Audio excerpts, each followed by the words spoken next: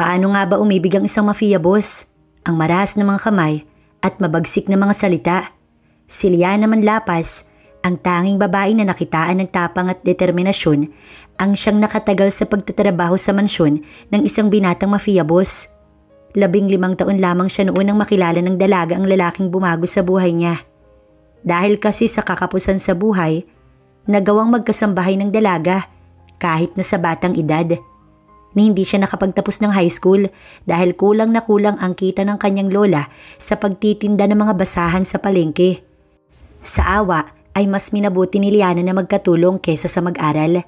Si Liana ang tanging babaeng na kayang sumagot ng diretso sa lalaki nang walang anumang takot. Humanga ang binata dahil sa tapang nito, dahilan para gawin siyang asawa. Ngunit hindi langit ang natagpuan niya, kundi isang mabagsik na asawa. Nagtagal sila ng 1 taon na kaya niyang magtiis kahit halos araw-araw puro sakit ang nakukuha niya. Hindi man pisikal, ngunit ang emosyon niya parang katumbas din ng paglalatigo nito. Mahal niya si Raizan, ngunit hanggang saan ba aabot ang pagmamahal niyang iyon? Nagkaanak sila, akala niya magiging maayos na ang lahat. Pero hindi, isang ambush ang naganap habang pauwi sila galing hospital noon dahil kakapanganak lang niya. Sa tapang ng lalaki, nagawa nitong protektahan ng sanggol na hawak. Ngunit si Liana natangay ng mga kaaway. Halos mabaliw si Raizan del Mundo dahil sa nangyari. Ginawa nito ang lahat ng paraan para malaman kung saan dinala ng mga kaaway niya ang kanyang asawa. Samot-saring torture ang natamo ng mga kalaban bago nito inubos ang sangkot sa ambush na iyon. Pero wala siyang nakuhang impormasyon. Kulang na lamang, tupiin niya ang dagat, suyuri ng mga syudad upang matagpuan ang asawa. Ngunit walang Liana, ni bakas nito ay wala. Taon ang lumipas, nang mapagpasyahang buhayin nito ang dating Raizan. Umalis ito kasama ang anak patungo sa isang lugar na nagpapaalala sa kanyang asawa. Ngunit sa hindi sinasadyang pagkakataon, nagimbal ang lalaki nang mula sa malayo, natanaw nito ang babaeng kamukang kamuka ng nawawala nitong asawa. Ginawa nito ang lahat para alamin ang katotohanan. Oo nga't nakuha niya ang nais, ngunit katiting na alaala, wala ang babae at kahit ang anak nila, hindi rin ito naaalala. May magagawa pa kaya ang lalaki kung ang dating pinakamamahal hindi na siya naaalala? O sadyang ayaw lang alalahanin ni Liana ang lahat dahil sa pagkakamali kung bakit niya pa pinakasalan ng lalaking ito. "Faster, Diego!" naisigaw ni Raizan habang nakadungaw sa bintana ng sasakyan at may hawak na mataas na kalibreng baril. Patuloy na inaasinta at pinatatamaan ng kulay pulang BMW na nasa unahan niya lamang. Bawat may makakasabayan, bigla iyong liliko. Napamura siya ng malakas nang makitang maraming kotse ang nakasunod sa kanyang target. "Did you see the plate number?" aniya nang makapasok sa kotse at maiayos ang pagkakaupo. Itinago nito ang mahabang baril sa ilalim ng upuan. "Yes, boss," sagot ng kanyang tauhan. "Tawagan mo ang grupo at ipakita sa kanila ang plate number. Kailangan ko ng sagot ngayon din." Seryoso nitong usal. "Areglado, boss." Isang mahabang buntong hininga ang pinakawalan niya. Pauwi na siya pero ang mga kalaban niya, hindi man lang siya tantanan. Alam niyang tauhan ng barbusa ang kamuntik ng magpasabog sa kotse niya kahapon. At ngayon ay may mga ambush pa sana. Hindi na mauulit ang dati. Isang beses lang at talagang hindi niya na pangangalawahan yun. "Boss, yung pakwan po na pinabibili ng anak po ninyo. Nasa po niya ang ulo." "I forgot. Bumalik ka." Marami man siyang mga kaaway, ngunit lagi niyang isinasaalang-alang ang anak at asawa. Hindi niya alam kung paano maayos ang tungkol sa kalagayan ni Liana, pero umaasa siya na gagaling ito sa tulong ng mga doktor na kanyang kinuha. Ang kondisyon ni Liana ay mukhang matagal na. Ang sabi ng doktor na nakausap niya kahapon, maglilimang taon na raw ang amnesia ng asawa. Ibig sabihin, noong kinuha ito ng mga hayop na kaaway niya, nagsimula ang lahat. Matapos bumili ng pakwan na nais ng anak, bumalik na siya sa kotse para umuwi na. "Be good, okay?" Malumanay ng usal ni Liana habang nasa ibabaw ng kama ang bata. Siya na ang nagbihis rito matapos niyang mapaliguan. Ilang buwan na siya rito sa mansyon ni Raizan. Ngunit nangungulila pa rin siya sa dating buhay at trabaho. Si Liana daw siya, ngunit hindi yun ang pangalan niya. Maya ang pangalan niya. Ngunit dahil nagagalit si Raizan sa tuwing itatama niya ito, kaya simula nun, ayaw niya nang sumalungat pa. Wala siyang alam sa lahat ng mga nangyayari. Ang sabi ni Raizan, anak nila si Misha. Oo, mukhang tama ito dahil ang muka, labi, ilong at mga mata ng bata kagaya ng sa kanya. Mukhang iyon lang ang sinang-ayunan niya sa lahat ng mga sinabi nito sa kanya. At ang rest, ayaw niya nang maniwala.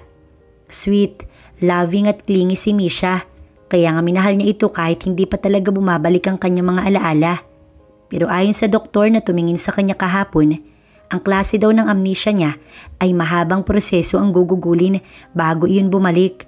Matagal na paghihintay bago bumalik. Matapos magbihis ni Misha, sinuklayan niya ito.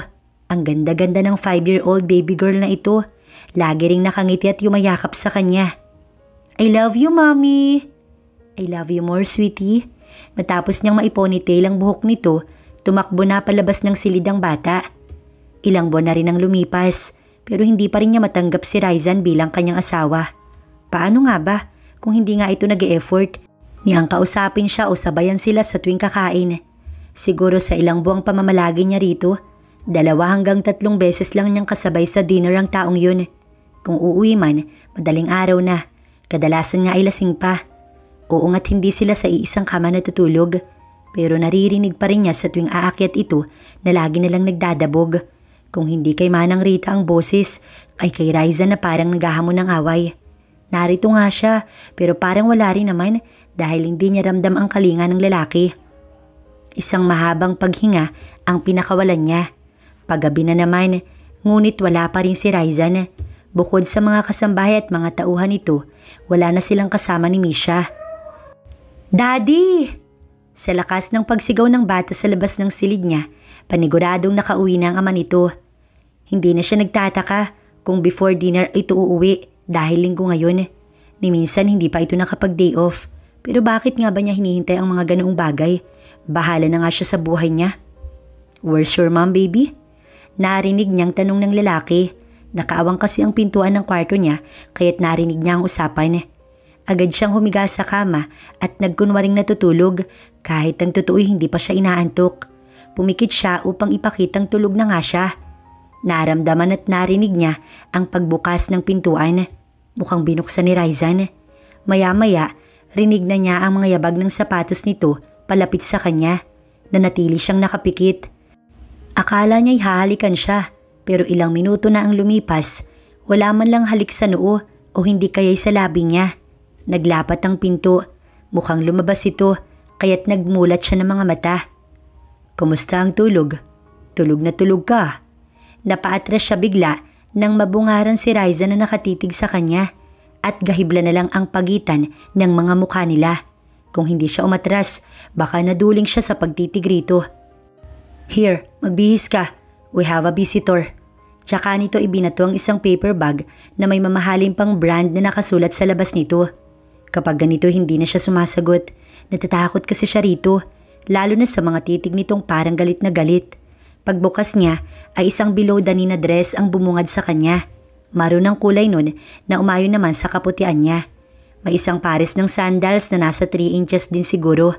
Tumayo siya at tumingin rito ni hindi ito natinag at umalis para lumabas. Sa CR na ako No, dito ka magbihis. In front of me. Nagulantang na lamang siya.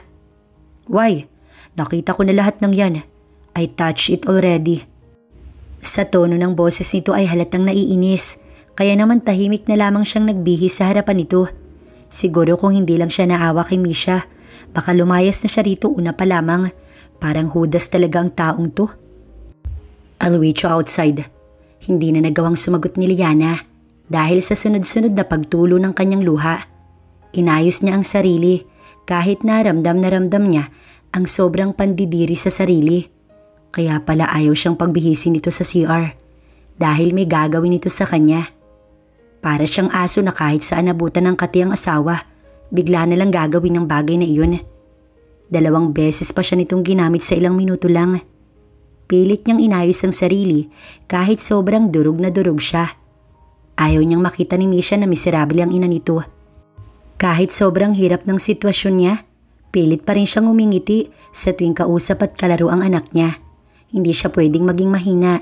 Hindi siya pwedeng basta nalang bumitaw dahil paano ang batang umaasang may kumpleto at masaya itong pamilya. Pinipilit niyang gawing masaya lalo na sa harapan ng bata. Pero kapag tumalikod na ito o hindi na nakatingin, bigla na lamang siyang maiiyak. Alam ni Liana na sobra-sobra na ito, pero kaya nitong tiisin ang lahat para lamang sa kasiyahan ng anak niya. Ang sabi nga, kayang gawin ng ina ang lahat para sa anak at ito ang ginagawa niya ngayon, ang isakripisyo ang sariling kahiyan at katawan para lamang sa anak niya. Matapos maghugas ni Liana, nagbihis na siya. Mabuti na lang at nasakop ang pasa niya sa may hita ng damit na yun. Siguro ay dahil iyon sa mahigpit na pagkakakapit ni Ryzan sa kanya kanina. Maputi kasi siya kaya kitang-kita yun.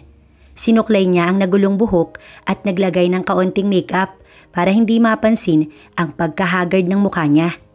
Matapos nun, pilit siyang umiti sa harap ng salamin. Pero biglang napawi at sunod-sunod na namang tumulo ang kanyang mga luha. 20 years old pa lang siya, pero ang mukha niya parang may 10 ng anak. Ngunit kailangan niyang ayusin ang sarili dahil nagbanta si Ryzan na dapat maayos na siya paglabas niya. Oh Ryzan, how I miss you. Ngayon na lang ulit tayo nagkita after a year. Naging busy ka talaga siguro at kahit ang dalawin ako sa bahay hindi mo na talaga ginawa. Napatingin siya sa harap ng babaeng kakapasok lamang ng main door ng mansyon. Babae ang bisita nila at ang sexy nito sa hapit na dress above the knee. Siguro kapag yumuko ito, makikita na ang panloob sa iksi ng suot nito. Ang taas din ng takong na nasa 4 inches siguro. Grabe kung makayakap sa asawa niya, para bang hindi siya nakita. And who is she? Your aunt? Lumingon si Ryzan at hinawakan siya sa kamay. She's my wife, Tiffany. Akala niya sasabihin itong oo. Hindi naman siya magre-react kung sakali man dahil sanay na siya sa taong to. Mukhang dinala nga lang siya rito para maging parausan at nang hindi na magbayad ng pokpok sa bar. Really? Akala ko'y wala na ang asawa mo. Ngumiti ito at pasimpleng inayos ang necktie ni Ryzan. Hindi na siya nagsalita dahil ayaw niyang magkamali. I found her months ago. Tila biglang sumama ang tingin ng babae sa kanya. Pero ano bang pakailam niya? Kung gusto nga nito, ibigay niya na lang si Ryzan. Total mukhang mas bagay naman sila. Nasaan si Tito James? Akala ko ba'y kasama mo? My dad? Next time na raw. Siguraduhin ko muna raw na makukumbinsi kitang mag-invest sa business niya bago siya makipagkita sa'yo. You know him, hindi siya sanay sa mga tao. Diretso na ang mga ito sa dining kung saan naghihintay ang pagkain. Kaya pala maraming niluto si Manang Rita dahil pala sa may bisita. Ray, next time, dumalaw ka naman sa mansyon please. Daddy told me na sabihin sa'yo yan kasi miss niya na raw makipag-inuman sa soon-to-be son-in-law niya. But hindi nangyari. Hinawakan nitong bigla ang kamay ni Ryzan. Napatingin siya nang hindi man lang nito iniwas ang kamay. Hinila niya ang palad at kusang hinila ang upuan sa harap tsaka tahimik na naupo. Hindi niya alam pero kailangan bang harap-harapan ng ganitong eksena? Kung siguro kagaya siya ng iba, baka kanina niya pa sinabunutan ng babaeng to. Oo, 20 years old pa lang siya, pero ang tangkad niya, kagaya din ng sa babae, ang hubog ng katawan at hulma ng hinaharap. Titignan ko. Sagot ng malandi niyang asawa. Nasa middle ng dining na upo si Ryzan. Sa kaliwang bahagi siya, isang pagitan bago upuan niya. Sa kanan ng bisita at malapit lang ito kay Ryzan at wala siyang pakailam dun. Wow! Mga paborito ko talaga yung ipinaluto mo kay Manang. You know me well talaga, Ray. Sa inis niya, hindi niya napigilang titigan ng babae. Oh, excuse me. Pasensya na. Ani to nang makitang nakatitig siya sa babae. I'm Liana, pasensya ka na. Mukhang nakalimutan ng asawa ko na banggitin ang pangalan ko sa'yo. Pagdidiin niya sa salitang asawa ko, saglit itong natigilan. By the way, Liana, noon kasing wala ka, ako ang narito para alagaan ang asawa mo. Right, Ryzan? Tumingin ito sa lalaki. Hindi naman ito naimik. Oh, thank you kung ganun ah. Makapagkawang gawa ka pala, Miss Tiffany. Maayos naman ba ang asawa ko sa pangangalaga mo? Of course, he is the best. Naigyom niya ang kamao. Mabuti naman, salamat ulit dahil napasaya mo ang asawa ko kahit walang kapalit. Tumingin siya kay Raizan. Nag-iwas ito ng tingin. Pilit namang ngumiti si Tiffany. About that, let's eat. Baka lumamig ang pagkain. Awat ng lalaki. Pasensya na. Busog na ako, sweetheart. Di bangat nagkainan na tayo sa kwarto kanina bago bumaba? Mauna na ako sa taas. Hihintayin kita ron. Tumayo siya at sadyang hinawakan ng dibdib ni Raizan at isang matunog na halik sa labi ang kanyang iginawad tsaka siyang umisi sa babaeng nanonood. Mga hayop, kahit hudas ang asawa niya, hindi pwedeng ibigay ang lalaki sa haliparot na Tiffany. Tutala't nawasak na siya, bakit hindi panindigan na lamang? Oras talagang bumalik ang mga alaala niya. Humanda ang dalawang to. Good night, sweetie. Bulong niya sa anak. Itiniklop niya ang storybook at marahang tumayo sa kama ng bata. Inayos niya ang kumot nito at isang halik sa noo bago niya pinalitan ng lampshade ang ilaw. Mag-aalas 10 nang makatulog si Misha. Nananaginip daw kasi ito ng nakakatakot kaya tumakbo patungo sa silid niya. Kaya dinamayan niya ito't binasahan ng paborito nitong Beauty and the Beast fairy tale story. Ayun, nakatulog na rin dahil maging kasi siya, inaantok na rin. Hindi niya alam kung nakauwi na ang bisita ng hudas niyang asawa. Pero sana umuwi na. Hindi pa niya napansin na umakyat ng silid nito si Raizan. Sa naiisip niya, parang nanikip na lang bigla ang dibdib niya. Bakit ganun? Bakit siya nasasaktan? Kailangan bang ganun? Di ba dapat ay kinamumuhian niya ito dahil sa mga kababuyan nitong pinaggagawa sa kanya? Siguro nga ay dahil asawa niya o baka noon naman ay mahal niya talaga ito dahil hindi siya magpapakasal kung hindi niya ito gusto. Pero ngayon, para yatang kahit hindi pa bumabalik ang alaala niya, talagang nagsisisi siya kung bakit naging asawa niya pa ito. Kinabukasan, tinanghali siya ng gising, mag-aalas 9 na rin yun. At nakapasok na rin ng school si Misha. Mayaya naman kasi ito kaya may nag-aalaga. Hindi nga lang siya nakapagpaalam sa bata bago ito pumasok sa paaralan. Kinder na si Misha at matalino itong bata. Kaya nga iniiwasan niya o pinaiiwas niya si Raizan na magsalita ng masama dahil kung minsan nagagaya pa nito. Kaunting galaw lang din niya o ng lalaki. Magtatanong na agad ito kung magkagalit daw ba sila ng daddy nito. Kaya din naka-soundproof ang silid niya at silid ni Raizan dahil kung nag-aaway sila, doon lang silang dalawa sa kwarto. Kailangan talagang mag-ingat, lalo na at nakikita at naririnig ng bata. Magandang umaga po, ma'am. Ipaghahanda ko na po ba kayo ng agahan? Pagpasok niya ng kusina, naroon si Manang Rita at dalawang kasambahay pa. Agad naghiwalay ang mga ito at kanya-kanya ng tayo nang siya ay makita. Sige, Manang, salamat.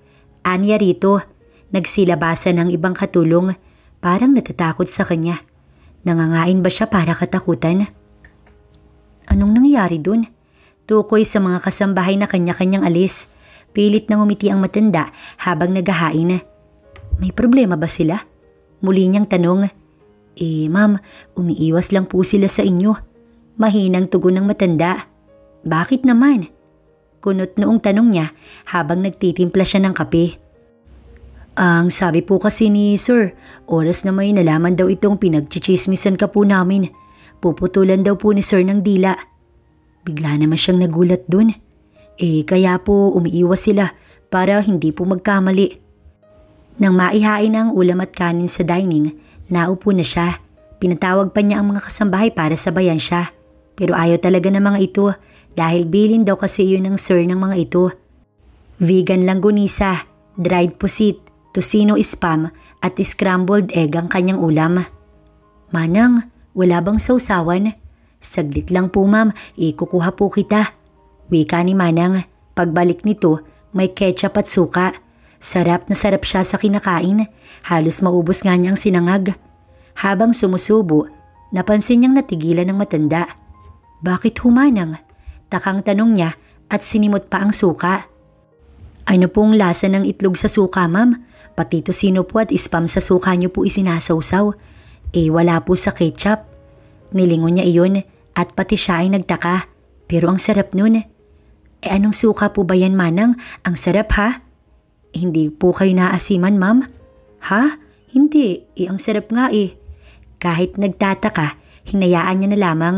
Basta busog na busog siya dahil sa sarap ng suka. Mag-aalas 10 nang magdesisyon si Liana na sumama sa pagsundo kay Misha. Sumama siya kay Manang at sa 2 bodyguard na tagabantay. Hindi niya alam kung bakit may tagabantay. Gayong sa school lang naman pupunta. Sumama pa si Manang dahil iyon daw ang utos ni Raizan. Ayos, dapat buong mansyon na lang pala idinala na nila.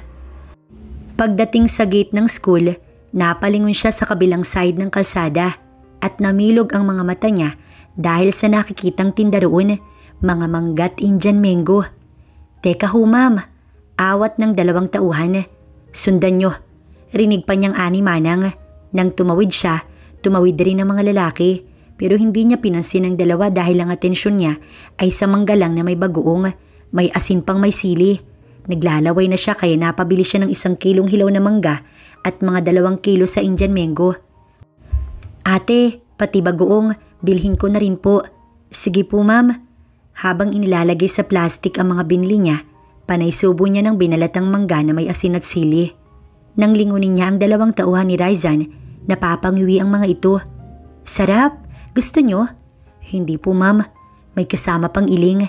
Nang maibigay sa kanya ang sukli, tumawid na siya habang nasa likuran niya ang mga tauhan. May kausap pa ang isa sa headset pero bigla siyang nataranta nang mabilis na hinila ng lalaki ang kamay niya at ang isa ay nag-cover sa kanya. Run! Sunod-sunod na putok ng baril ang umalingaw-ngaw. Pasok ma'am, may kalaban. Sigaw ng may mga hawak sa kanya. Yes boss, nasa St. Therese ho kami ngayon. Yes boss. Hindi niya na iniintindi ang kausap ng tauhan ni Raizan dahil mas mahalaga ang mga manggang bitbit niya. Ma'am, yumuko po kayo. Yumuko nga si Liana. Ngunit ang kinakain, hindi man lang binibitiwan. Zandro, cover us. Sigaw nito sa kasama. Tumingin ang tinawag nitong Zandro sa dako nila at isang tango ang isinagot. Ma'am, kapit po. Hinawakan siya sa braso at hinila papasok ng eskwelahan. Sa daming balang tumatama sa pader, kulang na lamang ay magibayon. Sa banta niya 3 hanggat 4 ang bumabaril sa kanila. Hindi niya alam kung bakit may ganitong eksena. Gayong wala naman siyang kaaway. Ma'am Liana, dito ka. Bilisan mo, yumuko ka. Ma'am, yuko. Sigaw ni Manang Rita sa kanya. Sumunod naman siya ngunit kahit anong mangyari, bitbit pa rin niya ang plastic na may lamang mangga at Indian mango. Sino ho ba yan? Bakit ho ba may mga ganun? Tsaka niya kinagat ang hawak na nabalatang piraso ng prutas. Habang nagsasalita, panay ang nguya niya. Nang tignan niya si Manang dahil hindi ito sumagot, nakatitig pala ito sa kanya na may seryosong muka. Ma'am, ina-ambush na ho tayo't lahat. Dala niyo pa rin ho yan. Kumunot ang noo niya. Kailangan ko ho ito, Manang. Tsaka muling kumagat. Napailing na lamang ang may edad na kasambahay. Where is she? My wife. How about Misha? Where are they? Nang marinig niya ang tinig na iyon, tumayo si Liana sa likod ng pader. Nang marinig ang pangalan ng anak mula rito, tsaka lang niya naalala ang bata. Maraming mga tao ang naroon pa rin sa loob ng school. Halatang ayaw pang lumabas dahil sa takot. Sa dami ba naman ng tama ng bala sa pader ng school, hindi talaga pwedeng magpakampante. Pati bintana ng unang silid, natamaan din. Halos lahat ng salamin ay nabasag. Kukunin ko si Misha, sir. Ani Manang nang hindi siya nagsalita. Nang tumalikod si Manang, lumapit naman ang 2 tauhan ni Raizan rito, habang ang asawa niya nakatitig lang sa kanya. What? Taas kilay niyang tanong rito nang sandaling hindi ito naimik. Kanina pa po yan hawak ni ma'am, kahit po nagbabarilan, yan pa rin po yung hawak niya't ayaw pong bitiwan. Ani Zandro, tinitigan niya ito ng matalim kaya biglang natahimik at gumilid. Nasaan na sila? Nakilala niyo ba? Pag-iiba ni Raizan pero hindi nawawaglit ang titig nito sa kanya. Nalagas ang 2 boss pero nakatakas ang 2. Yung isa sugatan. Sagot ng isa pang tauhan. Diego, ayusin mo ang kalat. Anito nang lumingon ito sa kasama. Opo boss, ako nang bahala. Zandro and Brent, i-report sa pulis ang nangyari. Siguraduhin hindi madadamay ang pangalan ng asawa ko rito. Muli nitong usal. Daddy, Mami! Sabay silang lumingon ni Raizan nang marinig ang matinis na tinig ni Misha. Sa kanya ito agad tumakbo at humalik sa pisngi niya. Sumunod naman ay sa ama nito na seryoso lang habang nakamasid sa paligid. Pumasok ka na ng kotse, anak. Baka may makakita pa sa'yo. Hindi man lang nagbago ang ekspresyon ng mukha nito. Yes, Daddy. Tugon ng bata na sinundan ni Manang upang alalayan. At ikaw rin, hindi mo ba mahal ang buhay mo? At mas inuuna mo pa ang mga yan kesa sa magtago.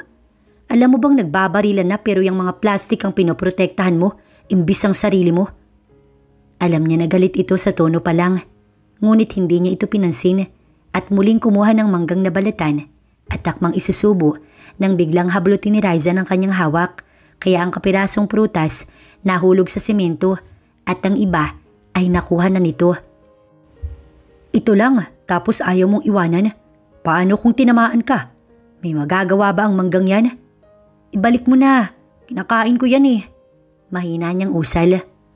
Are you serious about that, Liana? Hindi siya naimik dahil kulang na lang magdugtong ang mga kilay ni Raizan sa galit. This is impossible. Bulong nito tsaka ibinato sa basurahan ang kanyang mga plastik. Nagulat siya't hindi niya inaasahang itatapon iyon ni Raizan. Hinawakan siya nito sa braso. Ngunit iwinasiwas niya upang hindi siya mahawakan ng asawa. Let's go. Gusto mo bang makita sa news bukas? Bakit mo yun tinapon? Kinakain ko yun. Tumingin muna ito sa paligid. Marami ng tao at nakikita niya yun. What are you waiting for, Liana? I said let's go. Nakabukas na ang pintuan ng front seat, ngunit hindi pa rin siya gumagalaw.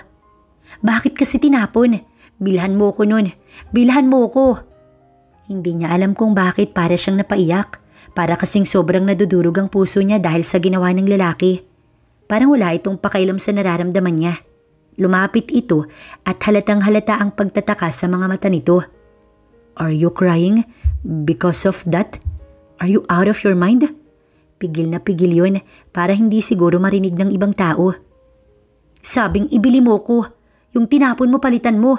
Anong klase kang asawa? Ganyan ka ba talaga kawalang puso? Sayang yun, alam mo ba, Raizan? Ngayon lang talaga niya nasagot ng diretso ang taong to. Just stop crying.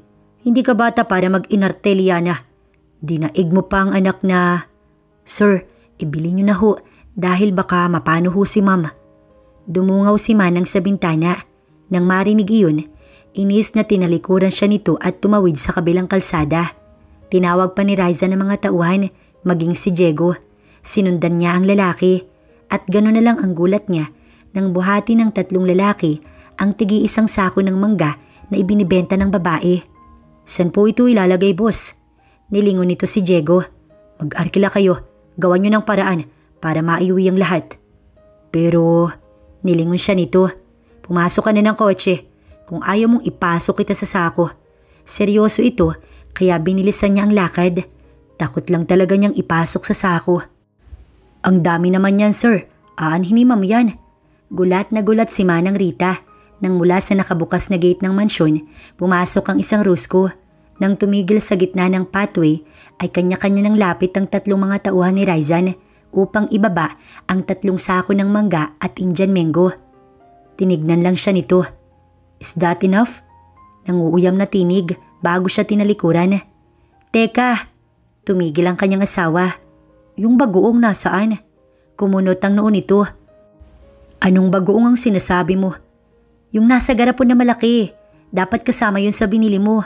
Yung... Ang gusto pong sabihin ni ma'am, yung sausawan po ng mga iyan, sir. Sabat ng matanda. Sinamaan ito ng tingin si Manang kaya tumahimik ang kasambahay at tumalikod na lamang. Halatang may nerbyo sa amo. Muli itong bumaling sa kanya. Yun bang kulay brown na mabaho ang amoy?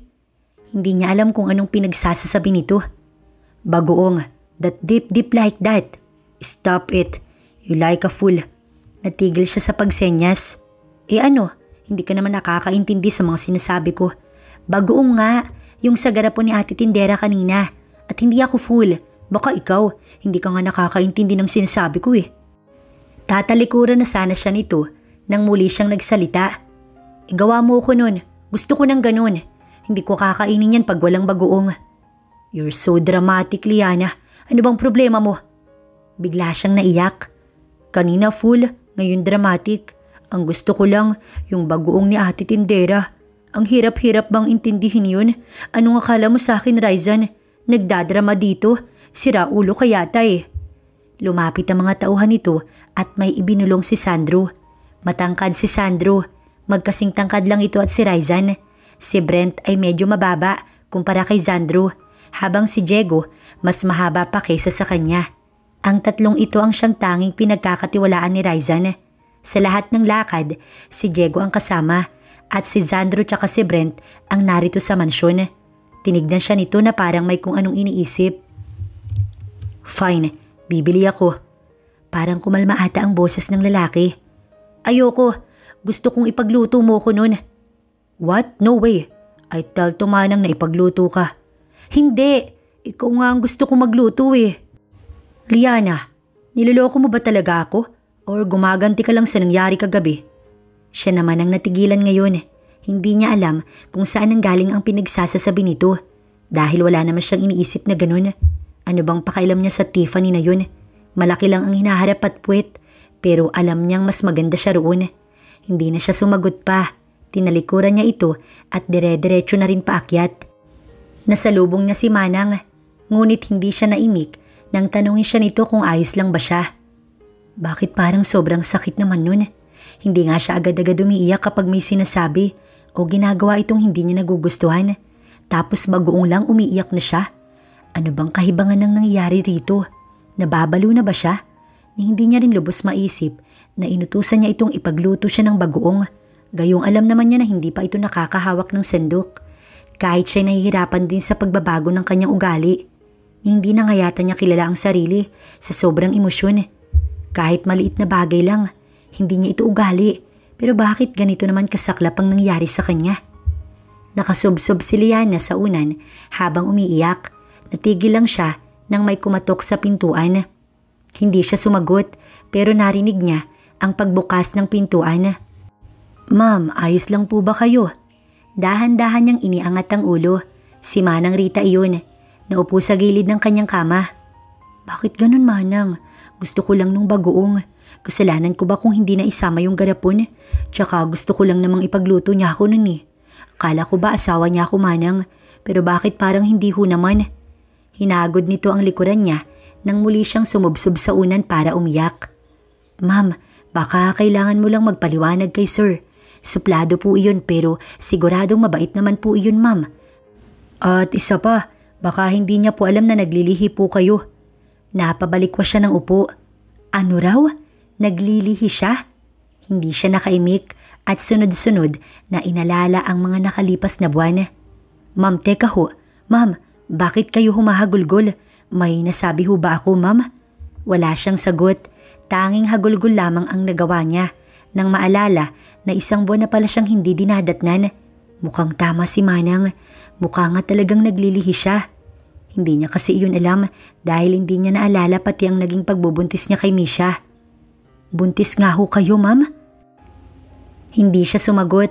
Ayaw niyang sumagot dahil paano nga kung totoo nga yun? Mas mahihirapan siya makawala kay Raizan kung ganun. Manang, wag niyo pong sasabihin kay Raizan ang tungkol dito. Kahit ho kanino wag. Pero bakit ho? Basta Manang. Ayaw niyang malaman ni Raizan dahil alam niyang imposible na siyang makakaalis. Oras na nalaman ito ang tungkol sa pagbubuntis niya. Nagbabalak pa man din siyang tangayin si Misha at lumayo silang dalawa ng bata. Pero kapag ganito, paano na ang plano niya? Nang lumabas si Manang, nakatulog si Liana. Nagising na lamang siya dahil sa amoy na nagmumula sa kusina. Nakabukas kasi ang floor-to-ceiling window kaya malayang nakakapasok ang hangin. Napabalikwas siya ng upo. Inayos niya ang sarili bago lumabas ng silid. Pasado 12:00 na ng tanghali at ramdam na rin niya ang kumakalam na sikmura. Pagpasok niya ng kusina, isang malaking bowl ang nakita niya sa mesa. Umuusok pa iyon ng kanyang lapitan. Bagoong! Sabay singhot sa usok. Napikit pa siya sa sobrang galak. Salamat po, Manang. Ang daming kamatis. Ang sarap. Bulahaw niya nang iyon ay matikman. Saktong pumasok si Manang sa kusina mula sa likod ng bahay. Abot tenga ang ngiti niya at niyakap ang matanda. "Thank you, Manang, sa bagoong. Ang sarap po." Nagulat siya sa reaksyon nito. "Hindi ako ang nagluto niyan, ma'am. Si Sir Ryzen po." "Ano?" "Si Sir, ma'am. Panay nga ang reklamo nun kanina at ang dami ring sugat dahil sa paghihiwa ng kamatis. Sabi ko tulungan ko na. Ayaw naman ho. Sabi niya daw, gusto mo kasing siya ang magluto. Kaya ayun, nagpatulong mag-search kay Diego sa YouTube kung paano magluto. Ang dami din hong sayang bago natapos. Ayan ho sa basurahan." Lumapit siya para patutuhanan ang mga sinabi ni Manang at gano'n na lang ang gulat niya nang may malaking plastic doon na puti. Inilagay ko ho dyan ng lumamig para maisama mamaya sa basura at maitapon. Baka kasi bumaho. Parang hindi yata deserve ni Ryzen na tawaging Judas. Gusto sana ni Liana na magpasalamat kay Ryzen, pero nahiya naman siya rito. Baka kasi mabad mood na naman ang taong yun. Pero parang araw-araw naman, bad mood ang taong yun. Hindi nga marunong umiti. Simula nang narito siya sa mansyon, hindi pa niya ito nakitang umiti ni minsan. "Ang sarap!" Usal niya nang maubos ang 5 pirasong binalatang Indian mango. Pinatigil na kasi siya ni Manang Rita at baka sumakit raw ang tiyan niya. Mag-aalas 5 na ng hapon kaya lumabas muna siya ng garden para magpahangin. Ang ganda ng panahon. Mula sa kinaroroonan, tanaw niya ang malawak na compound. Sa dulo ng isang exclusive subdivision ay ang kinatitirikan ng bahay na ito. Ang lawak ng lupa. Sa bagay, ang laki rin naman kasi ng mansyon. "Thank you, Ryzen. Alam kong hindi mo bibiguin si Daddy. Ang lakas ko talaga sa'yo." Napalingon siya sa main door. Medyo malayo ang kinatatayuan niya mula roon at hindi siya agad makikita dahil may halamang humaharang sa harapan niya. Namilog ang mga mata ni Liana nang makita mismo ng mga mata niya ang paghalik ng babae sa kanyang asawa. Sa labi sana iyon, ngunit umiwas si Ryzen kaya sa pisngi tumama ang labi ng babae. "I'm sorry, I just can't help it." "I miss you, Ray." "Stop it, Tiffany." Pigil ng lalaki. "But Ryzen, ako ang nauna. You know how much I love you, right?" "This is enough. I think kailangan mo nang umalis." Tumalikod si Ryzen pero napatakip siya ng bibig nang bigla na lamang hinawakan ni Tiffany ang braso ng asawa at pilit iniharap sa dako nito at isang halik sa labi ang iginawad ng babae. Parang pinupunit-punit ng dahan-dahan ang puso niya. Ang sakit nun, pinigil niyang maluha, pinilit niyang wag maluha. "I knew it. I know that you love me too, Ray." "Yeah, I know it too." Sagot niya nang lumabas mula sa likod nang magpakita siya sa dalawa. Kita niya ang gulat sa mga mata ng mga ito, lalo na ni Ryzen. Ngumisi ang babae. Animoy sinadya ang nangyari dahil parang hindi man lang niya makikitaan ng pagsisisi. Tumikim si Ryzen nang titigan niya ng masama. "Oh, kanina ka pa, Liana. I'm sorry about that, you know." Napangisi siya. Nahagilap agad ng kanyang mata ang pala sa ibaba ng halaman na nakatabi niya. Kasama ay ang sprinkler na mukhang naiwan ng hardinero. Parang gusto niyang pumatay ng tao dahil sa nakita. Kulong-kulo ang dugo niya na kaunti na lamang ay bubulwak na. "Tiffany, umalis ka na." Seryosong usal ni Ryzen. Tinignan ng babae ang kanyang asawa. "No, alam ko na mas mahal mo ko kaysa dyan sa asawa mo." Pinilit niyang pakalmahin ang sarili. Pero nang lumingki si Tiffany sa braso ni Ryzen, doon na nagliyab ang galit na nakatago sa loob niya. "Alam kong pinipilit ka lang nang..." Hindi pa ito tapos sa pagsasalita nang kunin niya ang pala sa paanan. "Gaga ka pala Ni hindi na paghandaan ni Ryzen ang nangyari, kaya hindi nito nasalo ang hawak niyang pala. Dumiretso iyon sa puwitan ng babae dahilan para mapasigaw ito sa sakit, lalo na nang mapaluhod dito sa simento. "Liana!" Naisigaw ng lalaki, ngunit muli niya iyong itinaas. "Aalis ka ba? O tutuluyan kitang malandi ka?" "Ma'am, bitawan niyo ho." Nasa likod niya si Sandro, ngunit sinamaan lang niya iyon ng tingin kaya ito napaatras. "Ryzen, tulungan mo ko." Pilit itong tumayo at lumapit kay Ryzen nang hindi naalis ang tingin sa kinatatayuan niya. "Alis na, Tiffany." Seryoso nitong usal. No, I won't. Yang asawa mong Amazona ang patigilin mo. Nagawa pa nitong humiyaw. Amazona pala ah. Hinarangan ni Raizan, ngunit tuloy lang ang paghampas niya. Stop it already, Liana. Anito habang panay ang pawis. Tatamaan ka talaga. Sa lakas ng hawi niya ng hawak, nagawa pa niyang masagi ang braso ni Raizan. Umalis ka na, Tiffany. Kung ayaw mong mabali ang mga buto mo. Umalis ka na ngayon din. Sa sigaw ni Raizan ay doon na napatakbo ang babae. Hahabulin pa sana niya nang yakapin siya ng kanyang asawa. Enough. Bitiwan mo ko. Sa lakas ng pagkakabagsak niya ng dulo ng hawak na pala sa lupa, tinamaan ng paa ni Raizan, kaya siya nito nabitiwan. Nang makita niyang napangiwi ito sa sakit, doon lamang niya itinapon ang hawak. Next time, kung maglalandian kayo ng babae mo, doon sa ibang lugar, para hindi ko makita ang mga kahiyupan ninyo, mga demonyo. Bulong niya bago ito tinalikuran. Doon lang bumagsak ang kanyang mga luha. Hindi niya iyon hinawi. Tumakbo na siya papasok ng bahay paakyat sa second floor. Parang gusto na lang niyang mamatay para hindi na siya makaramdam ng sakit. Ma'am, kumain na po kayo. May 1 oras din siguro siyang umiiyak habang nakasubsob sa kama ang mukha niya. Mabuti na lang at wala si Misha dahil hiniram ng lola nito na mami ni Raizan. Bumukas ang pintuan at naramdaman niya ang paglapit ni Manang. Ma'am, kumain na raw po kayo sabi ni Sir. At isa pa, makakasama sa baby ang pag-iiyak ng ganyan. Huwag niyo namang pabayaan ang sarili niyo, ma'am. Ako ang natatakot sa inyo. Hindi siya sumagot. Naupo si Liana sa kama. Busog pa ho ako. Mamaya na lang ho. Garalgal ang kanyang tinig.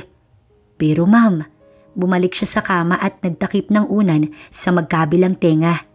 Ayaw muna niyang mag-isip sa ngayon dahil nahihirapan pa rin siya dahil sa nangyari kanina. Umalis si Manang kaya nakaramdam siya ng kaunting privacy. Pero ilang minuto lang ang lumipas nang muli na naman itong kumatok sa pintuan. 3 katok ngunit hindi niya binuksan. Ni hindi niya nakuhang tumayo. Muli na namang kumatok at sunod-sunod na. Ano ba? Sinabi kong nang mamaya na eh. Sa galit niya, napalakas ang kanyang boses. Habang patungo sa pintuan, todo pa rin kasi ang katukron. Marahas niya iyong binuksan. Ayoko ngang kumain. Ano bang problema niyo? Bigyan niyo naman ako ng... Natamemi na lamang si Liana nang makita kung sino ang nasa tapat ng pintuan. Nang makahuma ay akma na niyang isasara ang pinto nang iharang nito ang braso. Let's eat. Baretono nitong tinig pero hindi siya nasilaw roon. Bakit hindi ka kumain mag-isa? Nasakin ba yung bunganga mo? Tsaka niya ito inirapan. Huwag mong subukan ng pasensya ko, Liana. At huwag mo ring ubusin ng pasensya ko, Raizan. Masaya ka? Masaya ka ba, ha? Napakunot ang noon nito. Let's eat. Parang tuod ito na walang reaksyon. Manhid. Naibulong niya. Nagulat na lang talaga siya nang hilahin siya nito. Bumagsak tuloy siya sa matipuno nitong dibdib. Anong sinabi mo? Napalunok siya ng sunod-sunod nang ilapit nito ang mukha sa kanya. Wala, bitiwan mo nga ako. Say it. Ano ba? Bigla siyang nakawala sa mga bisig nito at agad siyang bumalik papunta sa kwarto. Pero nahuli nito ang braso niya at hinila pabalik. Sa galit niya, malakas niyang kinagat ang kamay nito na may panggigigil. Malutong na napamura ang lalaki. Nang mabitiwan siya, agad siyang pumasok sa kwarto sa baylaknon. Buti nga sa'yo. Para siyang batang nagalak nang makaganti kay Raizan. Hindi niya alam kung epekto pa rin ba yun ang pagbubuntis niya. Pero mas gusto niya ang ganito dahil kaya niyang labanan ang asawang Hudyo. Mag-aalas 10 ng gabi nang lumabas siya ng silid. Sigurado naman siyang tulog na ang mga tao. Dahan-dahan ang bawat hakbang niya upang hindi makalikha ng ingay. Pero natigilan siyang bigla nang may lalaking nakasandig sa labas ng pader ng kanyang kwarto. Sunod-sunod siyang napakurap. Si Raizan yun at mukhang nakatulog na. Ano bang ginagawa ng taong ito rito? Lumapit siya at pumantay sa asawa. Ang magkabilang kamay ay nakapatong sa hita nito at nakaunat ang magkabilang binti sa sahig. Nagulat siya kasabay ng pagkaawa nang makita niya ang sugat sa kanang kamay nito. Mukhang siya ang may gawa nun at ang mga palad nito halos puro band-aid. Bigla tuloy siyang naawa at hindi na napigilang maluha. "Hey, why are you crying? Are you okay? Anong nangyari?" Sunod-sunod na tanong nito nang bigla itong magising. Hindi na siya nakapagsalita dahil sa isang mahigpit na yakap na lang ang naisagot niya. "I'm sorry." Tsaka siya napahagulgol. "Manang, nasaan si Raizan?" Mag-aalas 8 nang bumaba si Liana para sa agahan. Gising na siya ng 4 a.m. pero muli siyang nakatulog at ngayon na lang ulit siya nagising. Nilingon siya nito habang naguhugas ito ng pinggan. "Kanina pa po umalis, ma'am. Nagmamadali nga dahil may importante daw yata nga asikasuhin." Napabuntong hininga siya. Akala niya naman ay magiging okay na sila simula kagabi. Hindi pa rin pala dahil mas inuuna talaga nito ang trabaho sa lahat ng bagay. "Nasa school na ho si Misha?" "Ay, opo ma'am. Inihatid na po ni na Sandro." Parang bigla naman siyang nalungkot. Sa isang linggo kasi ay Sabado at Linggo lang niya nakakasamang matagal ang bata. Oo nga't half day lang ang pasok nito. Pero kinahaponan naman nun ay may piano lesson ito at taekwondo practice. Kaya nga kung siya ang papipiliin kung mayaman ba o simpleng buhay, mas pipiliin niya ang simple. Dahil kung mayaman, parang ang hirap habulin ng oras ng bawat isa. Laging busy at wala na halos time sa pakikipagbanding sa anak o asawa. "Ipagtitimpla ko po ba kayo ng kape, ma'am?" Natigilan ng matanda. "Ay, oo nga pala. Bawal na ho ang kape sa inyo." "Gatas na lang ho, manang." Anya na lamang at pinatahimik ito para hindi marinig ng ibang kasambahay. Tuyo lang ang inulam niya na may suka at siling labuyo. Ayaw niya ng iba. Napaka-weird naman talaga kapag buntis. Gusto niya sanang pumunta ng hospital para magpatingin ng tiyan. Pero ang sabi ni Manang, nagbilin daw si Raizan na wag siyang palalabasin ng bahay. Siguro dahil sa nangyari noong isang araw kaya ganun. Bakit ba kasi may mga ganun? Hindi niya maintindihan kung bakit may baril, may kalaban at kung ano-ano pa. Hindi naman action ang buhay niya. Pero bakit nagkakaganon naman? Habang kumakain ay ang daming pumapasok sa kanyang isip tungkol sa kung ano ang buhay niya noon bago nawala ang kanyang mga alaala at kung may pamilya pa ba siya, kung may nanay at tatay ba siya, kung may kapatid ba siya. Gusto niya iyong itanong kay Raizan pero natatakot naman siya. Isa pa sigurado siyang hindi siya nito sasagutin. Hindi naman kasi mahilig magsalita yun. Magsasalita lang kung kailangan na talaga at wala na itong choice. "Manang, totoo ba na ex-GF ni Raizan si Tiffany?" Natigilan ng matanda. Nagpupunas kasi ito ng mga pinggan. "Si Ma'am Tiffany po ba?" "Oho, kasi yun ang sabi ng babae kahapon." "Kamusta na kaya yun? Sana talaga lumubo ang puwitan para magtanda." "Manang, totoo po ba?" Inilibot nito ang paningin para bang natatakot at umiiwas na baka may makarinig. "Oo ma'am. Ang totoo noong wala ka rito, halos dito na tumira ang babaeng yun. Parang nag-acting na asawa ni Sir." Biglang sumikdo ang puso niya. At totoo nga talaga, may umako na pala sa pwesto niya, kaya bakit hinahanap-hanap pa siya? Sana inasawa na lang ni Raizan ang babaeng yun at hinayaan na lang siya. Total parang lumalabas na isa lang siyang panira sa mala fairy tale na pagsasama ng dalawa. Abay mukhang lumalabas na kontrabida siya nito. Parang amo na ho yan dito. Panay utos kung ano-ano. At kapag nariyan si Sir, akala mo'y ulirang babae na nagpapaligo kay Misha, nagpapakain at nagluluto. Pero lahat ng iyon ay kung nariyan lang ho si Sir. Ganun ho ba? Nasasaktan siya. Kaya hindi na siya nagtanong pang muli. Siya lang din ang gumagawa ng sariling sakit niya. Sa bagay, sino nga ba siya? Matapos niyang kumain, tumulong pa siya sa pagliligpit ng pinagkainan bago siya umakyat. Pero nasa 5 palapag na siya ng hagdanan nang mapalingon siya.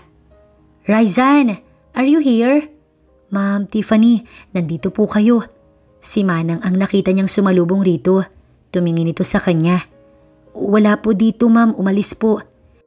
Nagsasalita si Manang pero wala sa matanda ang atensyon nito kundi nasa kanya. Ngumisi na animoy may masamang binabalak. "Good, dahil si Liana ang ipinunta ko rito." Tinignan siya ni Manang, nakita niya iyon at sinisenyasan na umakyat na siya. "Ikuha mo nga ako ng juice, Manang." Ngunit natigil iyon nang lumingon ng babae sa matanda. "Opo, ma'am." Bumaba siya hanggang ikalawang baitang. Anong ginagawa mo rito? Wala ang asawa ko dito, Tiffany. Asawa? Naniniwala ka talaga na asawa ka niya? Alam mo bang ginawa ka lang niyang panakipbutas dahil iniwan ko siya noon? At para hindi siya mapahiya, ikaw ang kinuha niya upang pakasalan. Pero lahat ng yun, peki lamang. Alam mo ko ako sa'yo, umalis ka na lang dito bago mo pa malaman ang totoong nangyari sa'yo, Liana. Kinabahan siya sa hindi malamang dahilan. Kung sinasabi mo yan para manggulo at manira ng relasyon, pwede bang lumayas ka na lang? Ngumisi ito bago may dinukot sa sling bag na dala. There, tignan mo mabuti, Liana, dahil ang kasal ninyo ay isang malaking kasinungalingan. Ngunit hindi niya man lang binasa ang papel na ibinigay nito. Nilukot lang niya at itinapon sa mismong paanan ng babae. Ikaw ang bahala. Naawa ko sa iyo kaya ako nagbabala. Pero kung gusto mong maulit ang nangyari sa iyo nun, sige, at pagbibigyan kita. Napatdaan na lamang si Liana sa kinatatayuan niya. Hindi siya nakapagsalita o nakasagot man lang. Anong ibig nitong sabihin? Saglit lang si Tiffany dahil umalis din ito agad. Mukhang iyon lang talaga ang pakay nito. Ang pasakitan siya. Aakyat na sana siya nang mahagip ng kanyang mata ang papel na nilukot niya kanina. Dinampot niya iyon at diretso na paakyat habang binubuklat ang nalukot na papel. Nasa taas na siya nang matigilan siya sa paghakbang. Profile iyon ni Raizan, ang lahat ng impormasyon tungkol sa lalaki. Ngunit nang makita niyang single ang nakalagay roon, tila biglang sumikdo ang kanyang puso. Parang gusto niyang maniwala. Ngunit pinilit niyang wag intindihin si Tiffany dahil naninira lang ito. Sigurado siya roon. Pero iba kasi talaga ang kutob niya. Kaya imbis na sa kwarto na siya didiretso ay sa kanang pasilyo siya pumunta upang magtungo sa library ni Raizan. Maghahanap siya ng patunay doon dahil talagang hindi siya mapakali. Pagtapat niya sa pinto, pinihit ni Liana ang doorknob. Nananalangin na sana, naka-unlock yun at nang umikot, laking pasasalamat niya. Unang nilapitan ni Liana ang table nito. Mula roon, may drawer sa ilalim. Binuksan niya ang unang kahon at tumambad ang mga papel. Tungkol iyon lahat sa trabaho. Ginalugad niya hanggang sa may mahanap na kakaibang ngunit wala. Kaya isinara niya at ikalawang kahon ang binuksan. Ganon din ang mga papeles hanggang ilalim ang tinignan niya. Pero dismayadong isinara niya iyon. Parang wala naman siyang makikita rito. Saglit siyang naupo sa swivel chair at idinantay ang ulo. Pipikit na sana si Liana nang matamaan ng mga mata niya ang isa pang drawer sa pinakailalim. 4 pala iyon. Yung isa ay nakatago lang dahil may nakapatong na mga envelope sa tapat nun. Tumayo siya at nayuko upang buksan ang isang drawer sa pinakababa. Nanginginig ang mga kamay niya na hindi niya naman alam kung bakit. Pagbukas ni Liana, isang long folder ang tumambad. Kinuha niya iyon at ipinatong sa mesa. Binuklat niya iyon. Doon siya nagulat nang makita ang isang marriage certificate. May pirma niya, ngunit walang pirma ni Raizan. At ito ang original na copy. Dapat kasi kapag ikinasal matapos magpirmahan, ipapasa iyon sa munisipyo. Pero bakit narito? Muli niyang binuklat ang iba pang pahina. Biglang nanginig ang mga kamay niya nang makita si Raizan at si Tiffany sa iisang kama. Nakayakap pa ang babae rito habang nakangiti si Raizan. Sunod-sunod na tumulo ang kanyang mga luha. Pinalis niya iyon at muling binuklat ang kasunod na papel. Parang sinasaksak ng patalim ang puso niya nang makita ang kalagayan niya sa larawang yun. Nagsasayaw siya sa harap ni Raizan. May mga pasaring siya sa binti at braso. Ang sumunod ay ganun din. Napakalaswano na hindi niya akalaing may litrato siya at si Raizan sa ganung ayos. Ito ba? Ito ba ang sinasabi ni Tiffany? Halos bumagsak siya sa sahig kung hindi lamang siya nakahawak sa mesa. Baka natumba na siya sa sobrang panghihina. Ibinaba niya ang folder dahil sa kakaibang pakiramdam. Para kasing may likidong dumadaloy ng dahan-dahan sa binti niya. Itinaas ni Liana ang suot na bestida at gano'n na lamang ang takot niya nang makita ang dugo na gumagapang pababa sa binti niya. Manang! Para siyang walang lakas, nangihina ang katawan niya pero nagawa niya pa ring lumabas ng silid kahit nahihilo. Ma'am Liana, Diyos ko! Ma'am, dinudugo ka! agad itong sumigaw para sa tulong. Brent, bilisan mo! Si Ma'am, bilis! Manang, anong...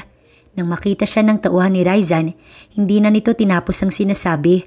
Kaagad siyang binuhat. Kumapit ka, Ma'am. Dadalhin ka namin sa hospital. Hindi niya alam kung paano iyon nagawa sa kanya ni Raizan. Hindi niya alam kung bakit pa siya hinanap. Kung una pa lang, hindi naman pala sila mag-asawa. Bakit kailangan mangyari ito sa kanya? Bakit kailangan niyang sapitin ng mga ganitong problema? Ano ba ang naging pagkakasala niya sa itaas at ganito na lang ang ganti sa kanya? Tatawagan ko ho si Sir. Huwag mong tatawagan. Pigil niya kahit hirap na. Pero Ma'am, kailangang malaman ni Sir ang nangyari sa'yo. Manang makinig ka. Hindi ko siya asawa, kaya huwag niyo siyang tatawagan. Napalakas ang boses niya kahit pauutal-utal. Hindi siya papayag na magpakita ang taong iyon sa kanya. Hindi na. Sige. Ani Manang, kahit ang totoo, sumenyas ito kay Brent na i-text ang kanilang amo. Manang, tubig ho, nauuhaw ako. Brent, ibili mo ng tubig si Ma'am, bilisan mo. Utos ng matanda sa tauhan ni Raizan. Nagmamadaling tumalikod ang lalaki. Palapit na ang doktor sa kanila nang mapansin niyang hindi mapakali si Manang. Bakit Manang? Mayat maya kung ipagdikit nito ang mga hita. Naiihi ako, Ma'am. Nang sandaling iyon, saglit nang tumigil ang pagdudugo niya. Nakaupo siya sa hospital bed sa emergency area. Patungo pa lang ang doktor ng oras na yun. Sige ho, umihi po muna kayo. Hihintayin ho kita rito. Anya, kita ang pag-aalangan sa kilos nito pero mukhang hindi na kinakaya. Kaya kahit nag-aalangan ito, tumalikod pa rin si Manang. Sandali lang ako, Ma'am. Diyan lang ho kayo. Nang makaalis si Manang, tsaka niya nilingon ng doktor. Naroon pa ito sa isang pasyente sa unahan at may sinasabi. Pagkakataon na niya para makaalis sa lugar na to. Agad tumayo si Liana. Hindi siya papayag na magkita pa sila ni Raizan. Kung may percentage siguro ang galit niya ngayon, nasa 100% na yun. Wala siyang alam dahil hanggang ngayon, hindi pa rin bumabalik ang kanyang mga alaala. Pero sa folder na nakita niya kanina, sigurado siya kung sino ang kinakawawa doon. Tumulo na naman ng kusa ang kanyang luha. Agad niyang hinawi iyon at mabilis na bumaba ng kama.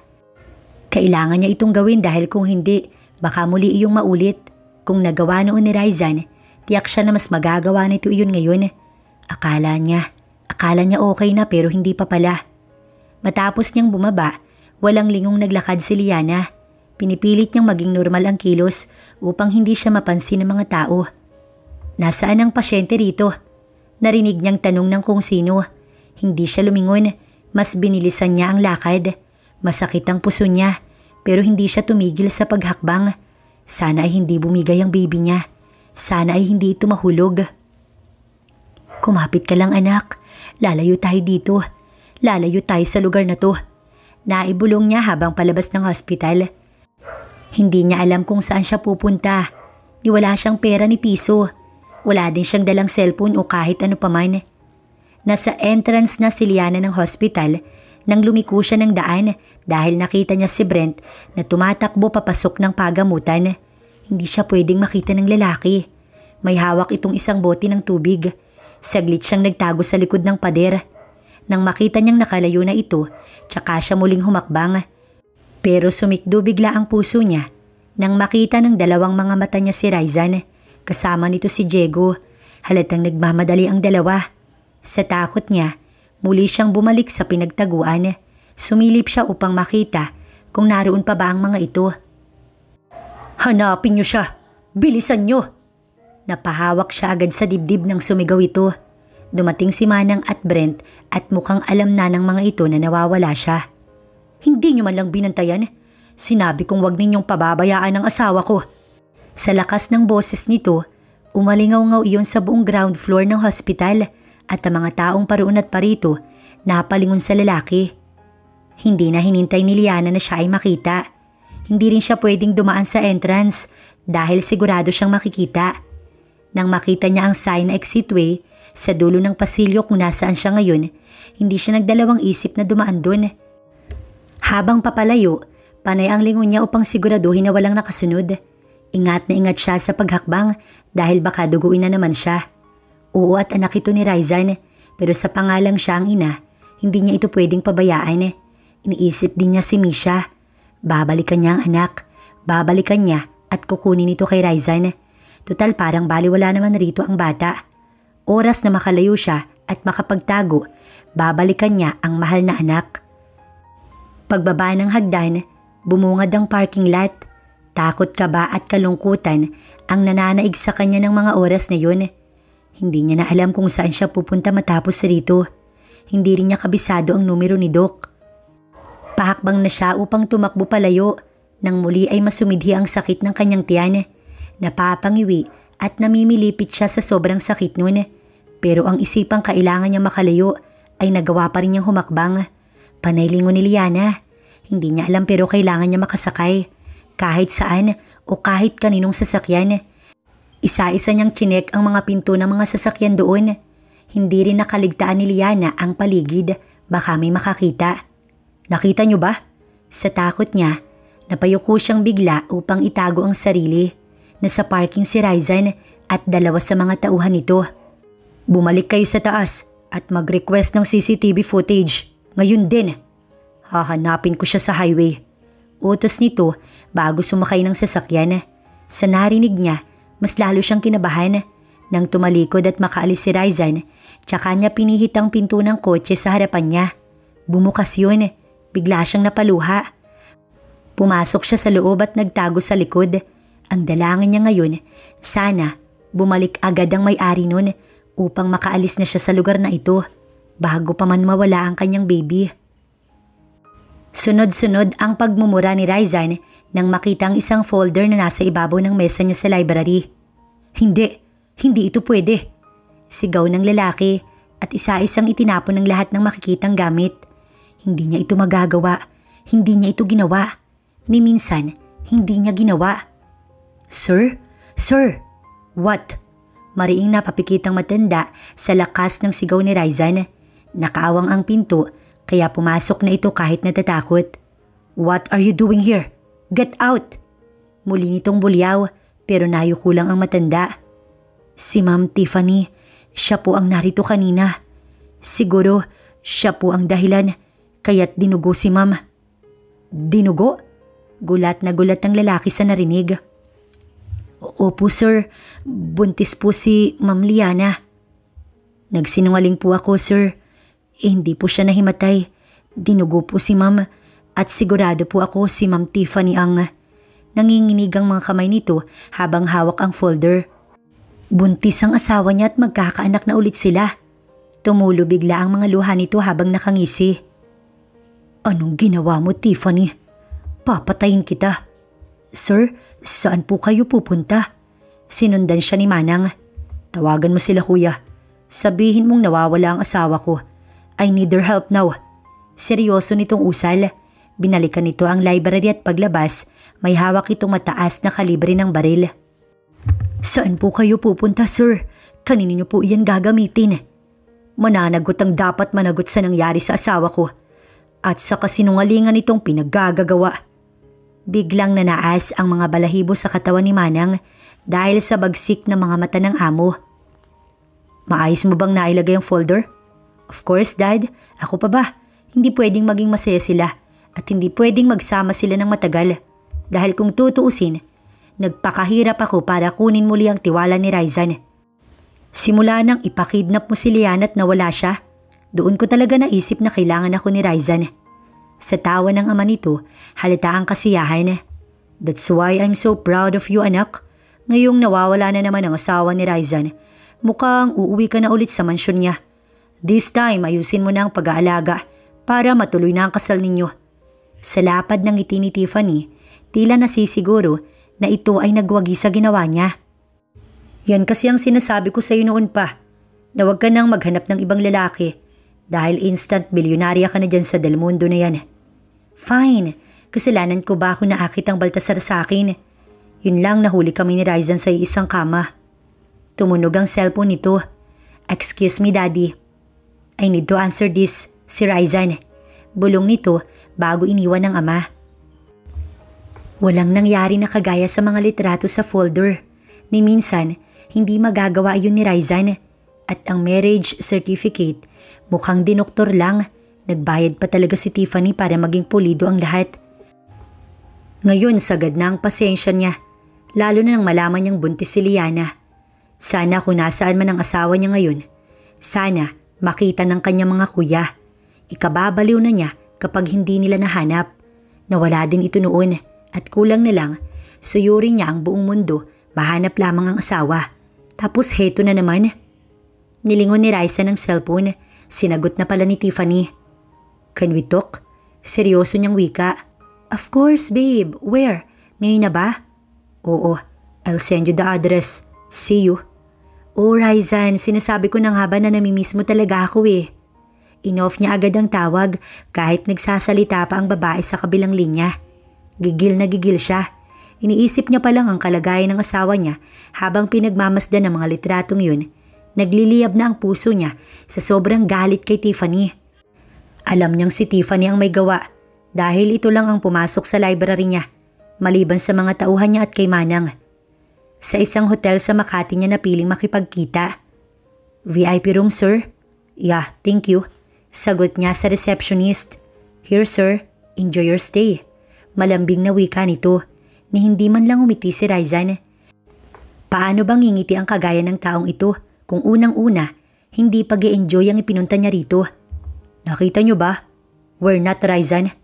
Naggangalit ang panga niya sa galit, hawak ang isang bote ng alak at nakatanaw sa harap ng bintanang salamin. Find her, kuya. We will. Nang maibaba niya ang cellphone, sakto naman na may kumatok sa pintuan.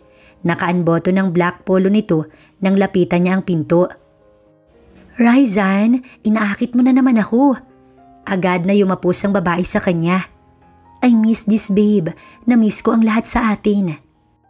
Panay ang halik sa kanya ni Tiffany pero iniiwasan niya ang lahat ng yun. Why? Dinala mo ko rito para lang sa wala, Raizan? Tumayo siya sa kama at may kinuha sa ibabaw nun. A black long tie. Oh, huwag mong sabihin na napaka-wild mo talaga. Hindi pa natin ito nagagawa noon, babe. Miss na miss mo na rin pala ako. Pero hindi siya sumagot. Seryoso lang sa ginagawa niya.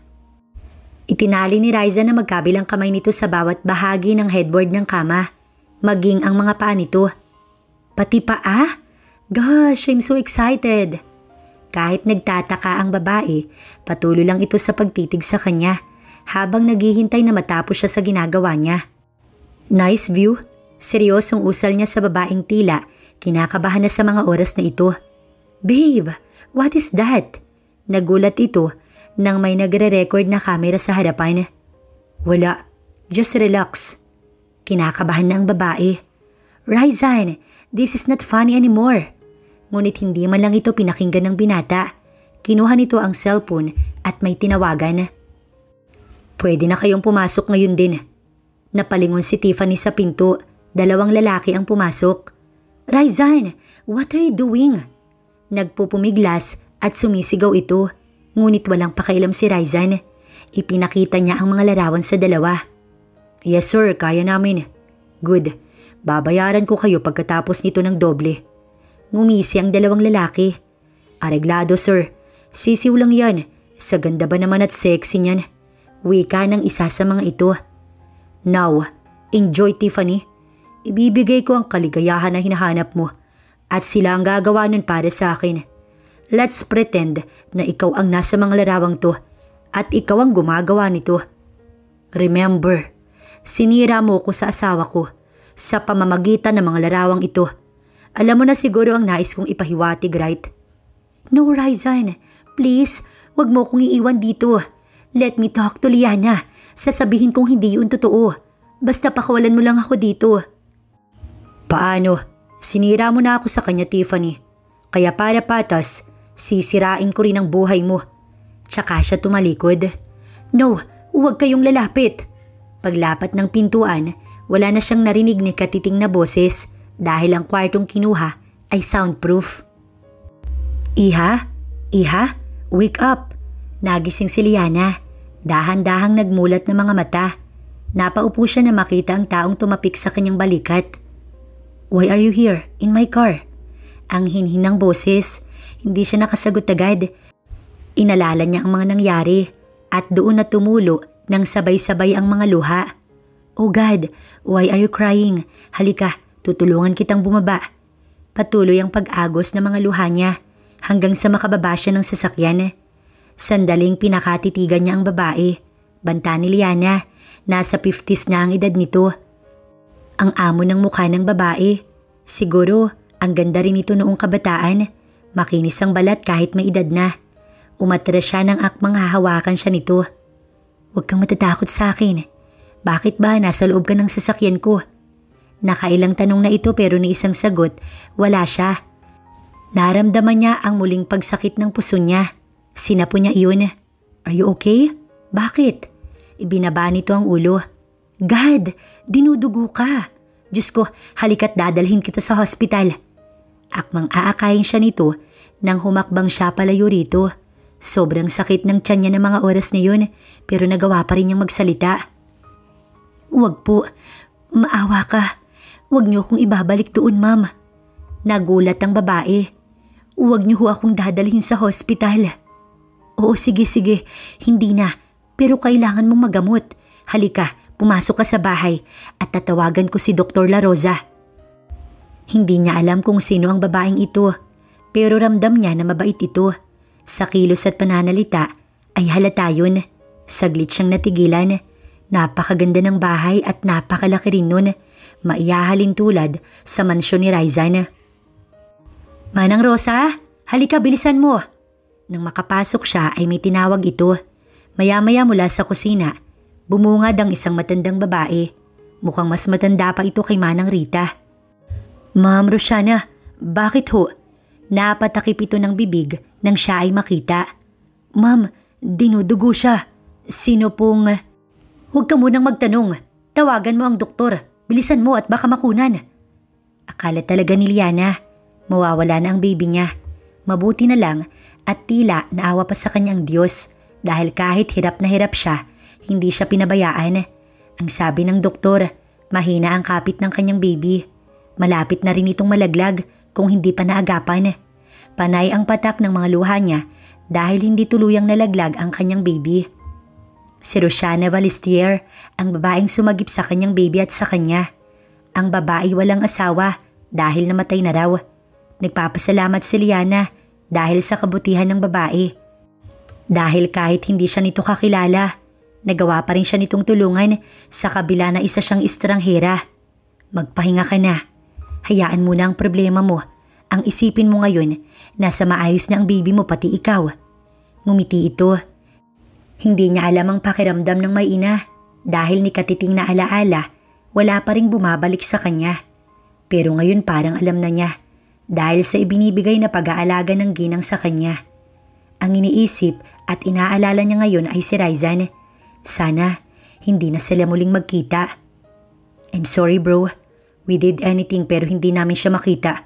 Maging ang CCTV footage, hindi rin mapakinabangan dahil kahit ulit-ulitin natin ay wala talaga. Siguro hindi nahagip ng kamera. No, hindi to pwede.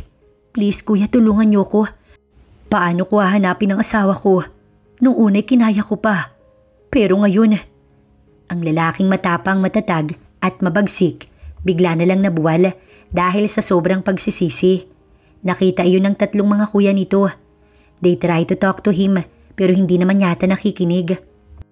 This is Tiffany's fault. Kasalanan niya itong lahat. Sinira niya ang lahat. Sinira niya ang lahat. Bigla itong tumayo sa kinauupuan nito. Raizan, anong ginagawa mo? Hey Raizan, ani Franco. Nagulat ang tatlo. Calm down bro. Wika ni Fritz na hinawakan pa nito ang balikat ng lalaki. Ngunit biglang namilog ang mga mata ng tatlo nang itutok ni Raizan ang baril sa mismong sentido. Raizan, baliw ka na ba? Makikita mo pa ang asawa mo. We assure that. Put down the gun. Tinitigan niya si Franco. No kuya, hindi na siya babalik sa akin. Alagaan mo ang anak ko para sa akin. And please sabihin mo sa kanya na mahal ko siya. Pakisabi na rin kay mami na mahal ko siya. Come on, listen. Tutulungan ka namin, okay? ibaba mo ang baril. You listen to me, Kuya Franco. I can't live without her. Hindi ko kaya. Sunod-sunod na tumulo ang masaganang luha mula sa mga mata niya. You bastard! Makinig kang gago ka! Shut up, Fritz. Get out here. Kung wala kang masasabing matino, sipain mo nga yan palabas. Bulyaw ni Franco. Bitaw. Oo na, tatahimik na. Just put me down, Kram. Give me that. Inilahad ni Franco ang kamay. Dahan-dahan din ang galaw upang makalapit sa kanya. No, please kuya. I'm so sorry. Napapikit ito. Hudyat na hindi umubra ang pakiusap at pagmamakaawa ng mga kapatid. Raizan! Kasabay ng putok ng baril ay ang sigaw ng dalawa nitong kuya. Mommy! Hagulgul at yakap na mahigpit ang tanging nagawa ni Liana nang lumapit ang anak niyang si Misha. Sa wakas, nakuha niya na ang bata mula sa paaralan nito. Why po kagaya ikaw ng teacher here, Mommy? Are you a teacher now, Mommy? Hindi siya sumagot. Binuhat niya ang bata at dumaan sa likod ng gate ng school upang makalabas ng paaralan. Mula doon, may naghihintay na itim na kotse. Tinitigan niya muna ang paligid bago tuluyang pumasok sa kotse. Hindi baby, need kasi ni Mami ito para makuha kita sa loob. Kumunot ang noo ng bata, halatang hindi naintindihan ang kanyang mga sinasabi. Hayaan mo na, tara namang karding. Aniya sa driver ng kotse. Isang buwan din bago niya nagawa ang plano. Pinag-iisipan niyang mabuti kung paano makakapasok ng paaralan. At sa tulong ni Mami Rosiana, nagawa niyang posible ang imposible. Ngayon ay pwede na siyang lumayo, malayong-malayo kay Raizan. Mommy, how about Daddy? Don't worry about him, anak. He is fine. No, he is not po, Mommy. He is in the hospital right now. Why, sweetie? What happened to your daddy? Tito Franco says that someone shoot him in here. Sabay turo ng sintido. Nanikip ang dibdib niya dahil sa narinig sa bata. Kamusta na siya ngayon? Okay lang ba siya, sweetie? No, Mommy. The doctor said Daddy is in coma. Yun po, hindi mag-wake up in a long time. Naaawa siya, oo, pero hindi pwedeng ipilit ang hindi na pwede. Hindi siya babalik sa piling ng hayop niyang. Isa pa, may pamilya na ito at si Tiffany para mag-alaga sa asawa niyang Judas. Siguro nga hindi lahat ng love story may happy ending. Kung may happy ending man, siya lang at ang mga anak lang niya ang meron. Pero hiling pa rin naman niya na magising ito dahil kahit na may nagawa itong masama sa kanya, may mabuti rin naman. Pero hindi sapat iyon para maging maayos ang lahat. Ang importante lang sa ngayon, siya at ang mga anak niya. Natagpo ang patay sa bakanting lote ang katawan ng isang model at fashion designer na si Maria Tiffany Cortez kagabi ng madaling araw. Ayon sa investigasyon, hinalay di umano ito bago kinitil ang buhay ng babae. Nahihirapan sa ngayon ng mga pulis dahil sa pulidong krimen. Dahil ni CCTV sa lugar, hindi nakuhanan kung sino at anong mukha ng mga sospek. Huling nakita si Tiffany sa isang bar sa... Agad niyang inoff ang TV. Hindi siya makapaniwalang patay na si Tiffany. Siguro ay talagang hanggang doon lang ang buhay nito. Sana ay sumalangit ang kaluluwa nito kahit halatang hindi doon ang bagsak. Liana anak, look at this. Bagay na bagay ito sa iyo, isukat mo. Napalingon siya. Ang Mami Rosiana niya iyon. Oo, inampun siya ng babae. Maging ang kanyang mga anak. Kabuanan na niya next time at handa na siyang mga anak. Sana ito na ang maging umpisa ng panibagong yugto ng kanyang buhay.